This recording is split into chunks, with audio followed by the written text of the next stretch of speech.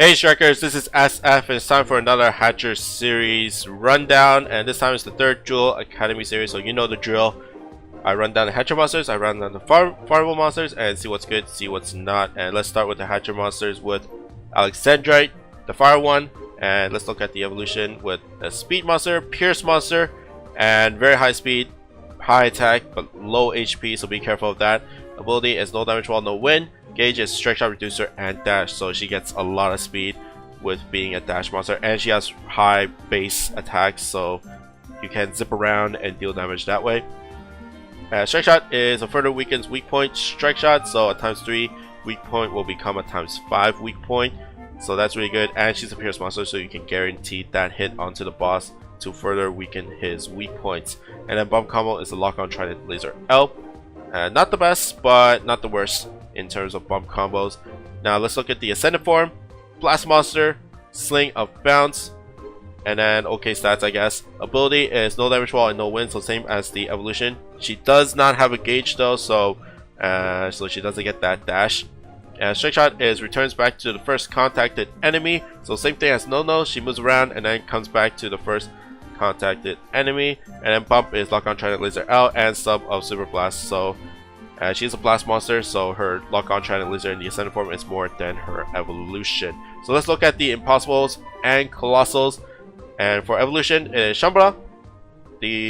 Just because she deals with one of the hazards with damage walls, and then the wind, Shambhala sucks you in during her HP trigger, and she can just get away from damage and stuff. And then the next one is Brutus, because all those mobs have those weak points within those hit boxes, and then she can pierce through them, and she has very high speed to hit all those mobs. And with the strike shot, further weakens them, and and deal more damage that way, because mobs actually have weak points there. And then ascended form, it's only Shambhala, just because they share the same abilities with the just because ascended share the same abilities with evolution and all that stuff. That's the only really good impossible or colossal. You can probably bring her to Madashi and be like a filler, but I wouldn't really recommend it that much. But even so, with the extra impossible that evolution has, I think ascended form is a lot better, just because of the better bump combos and the strike shot to position for bump combos. Evolution, very high speed, so it's hard to control that bump combo. So if you're going for a wood wood dungeon that's full of damage walls, then I suggest the ascended form more than the evolution form. But anyways, let's look at the second Hatcher monster, and that is Crystal, water monster, and evolution is speed, bounce monster, and ability is Demi-Hume Slayer XL with Demi-Hume resistance, so times 2.5 more damage to Demi-Humes and 25% damage cut from Demi-Hume enemies. And then strike shot is a healing bash strike shot, same thing as skill me, and bump is dimensional blades and it procs Demi-Hume Slayer, so it does 2.5 more damage to those Demi-Humes. And look at the ascendant form, which is blast, pierce monster, and then ability is Minesweeper M, gauge of no gravity barrier. Strike shot is item growth strike shot. Usually those item growth strike shot have bounce monsters becoming to pierce. For Crystal, she stays as a pierce monster, so you can easily get those items that spawn or grow. And then bump combo is glacier destruction, both of them. And overall, she is a blast type, so in terms of overall damage, that's about 300k for both of them, 200k for the main bump, and then 100k for the sub bump, so very strong. And they got the added effect of having a chance of putting enemies to sleep, so it's like a normal meteor destruction, but this one can put enemies to sleep, whereas the normal meteor destruction doesn't do any added effects. So let's look at the impossibles and colossals. Now evolution doesn't have a no ability, so she's not really good at colossals or impossibles, so the only one that she's really good for is the Sacred Grounds with the first stage of Seimi, where everything is a Demi-Hume, and that's her main dungeon. That's the only dungeon she's really good for now. And for the ascended form, it is Izanami, no gravity barrier, Izanami 0 with the Minesweeper, and Akala for the both abilities. Now some people might be wondering about Ragnarok, because Ragnarok is a fire monster with gravity barriers and mines, Crystal is a pierce monster. You need to have bounce monsters to actually deal damage to monsters in Ragnarok, because all those mobs are bounce obstructors. So pierce monsters will go slow down and they can't do anything. So let's look at the final Hatcher monster, and that's Onyx.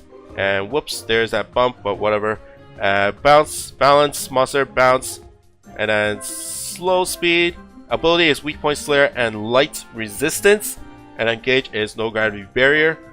And then strike shot is a damage wall bouncing strike shot, same thing as Eclipse, and it's 12 turns. And then bump is a spread pure destruction XL5. So it's kind of weird for Onyx because he is not a damage wall monster, no damage wall monster, but she has a strike shot that gets more damage by bouncing off damage walls. In terms of his strike shot, if you're bouncing off damage walls, some might think that you will get damage to during that strike shot, but no. You technically get a no damage wall during that strike shot, so kind of like he gets a semi no damage wall ability there. But anyways, like a weak point slayer is really good, and no gravity 2, two very good abilities, and the light resistance is always nice. And looking at the ascendant form, speed monster, bounce monster, so very high speed, okay stats, really good stats, and an ability of no gravity barrier, no block, and the gauge is flight. Strike shot is a pierce with a meteor strike shot, so same thing as Hikari. So he becomes a pierce monster, and then lightning meteor, and all that good stuff for the mob clear. And then bump combo is spread pure destruction XL5 and cross energy burst 4. So monsters that have energy burst, with Nidai Kanai is an EX, it's like in an X pattern. For Onyx, it's going to be a cross pattern. So it's easier or harder depending on how you look at it to actually hit those enemies. It is a sub bump combo, so it's not as strong as those normal energy burst bump combos, but it is a good addition. I think it's around 35k for that, and then the normal ones are like 60k. So let's look at the Impossibles and Colossals. For Onyx, the best one is Devidata, just because of the strike shot and the weak point slayer. So when you're ready to deal damage to Devidata, you can use those damage walls to actually get more damage, and with the added of the weak point slayer, that's even more damage. And you're usually pinching the whole time, so you don't have to worry that much normally with the damage walls. So that's the best one, and the light resistance is always good for mitigating damage. And the other one is going to be Karma, and not much for the strike shot, it's just that it's a good no gravity barrier and light resistance, and weak point slayer is all good. And the bump combo is also good to deal stuff. Strike shot is kind of useless there, but he fits the bill on most of the abilities. And now looking at the ascended form, Skill 0 with the no block and the no gravity barrier, so that's always nice. And then Karma again, just having a dark no gravity barrier monster is really good. And finally Akala for the mines and the gravity barriers. In terms of who's better, I really like Evolution a little bit better, just because he's a better Devidata monster. For people that don't have enough monsters for Devidata, then Onyx is probably a really good pick. But for general use, has more like no abilities and stuff. I guess Ascension is also good. Evolution is kind of niche in the Devidata's avenue, whereas Ascension is more for general use. And that's the Hatcher monsters. Let's look at the farmables, first starting with the lethal monster, General Martini. So the farmables are all alcohol drinks. And let's look at the evolution.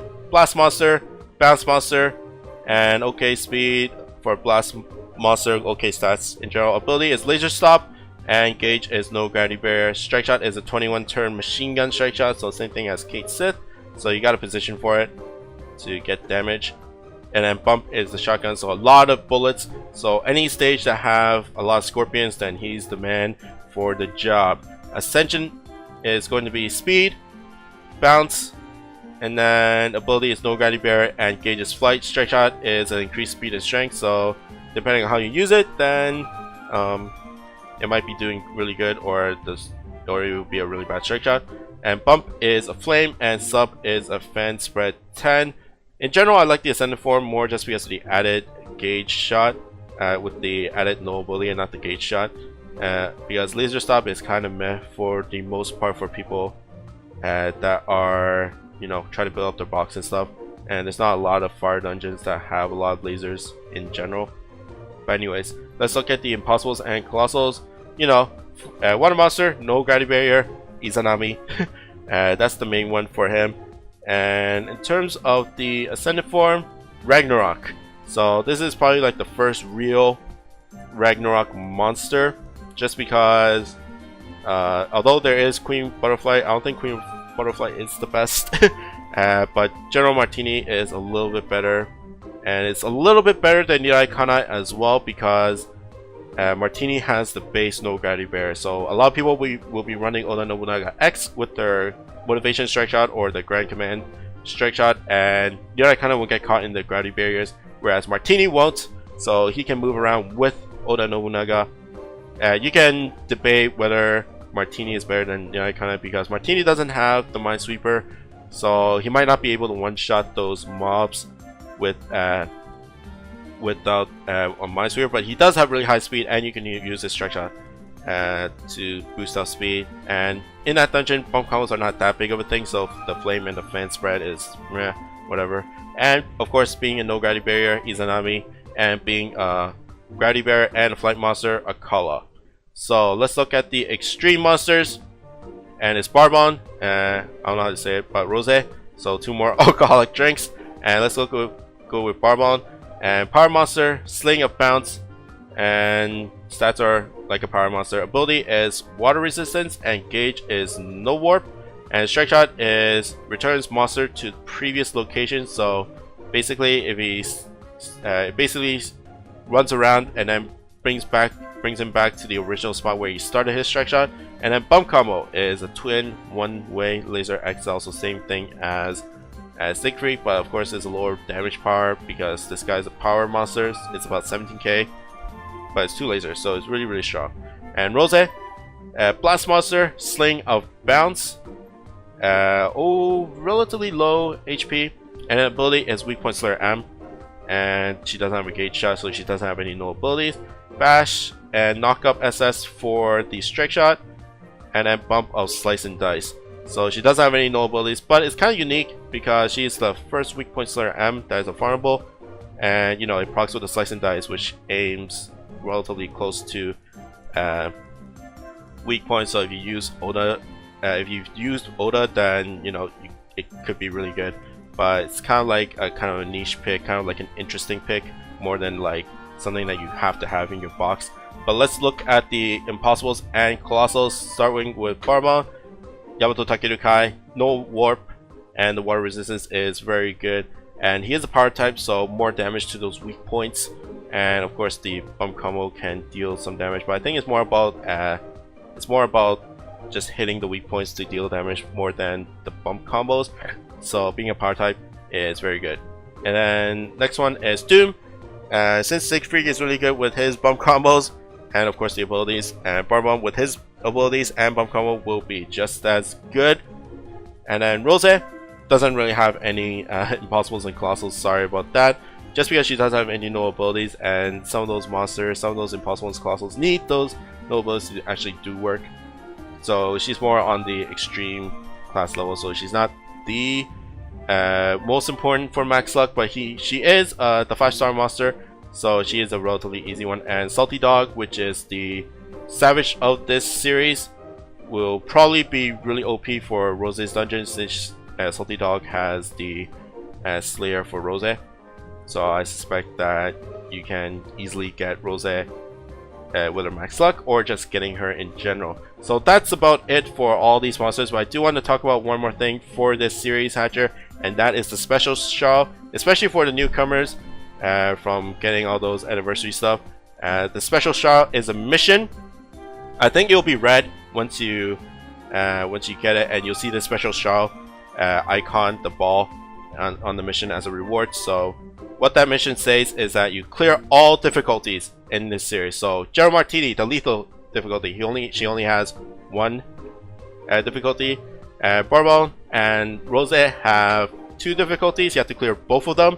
And then Seaman, Salty Dog has 3. So Savage, Hard, and Normal. So clear all those difficulties. You get this special Sharl, and then what you do is go to the Hatcher and you get a free roll in this specific series, and it's only for the series hatcher. You cannot bring it over to like a Legends series or whatever, or Guardians or whatever. You have to roll on this specific series, and it's only once. You only get one roll, and it's not a guaranteed 5-star.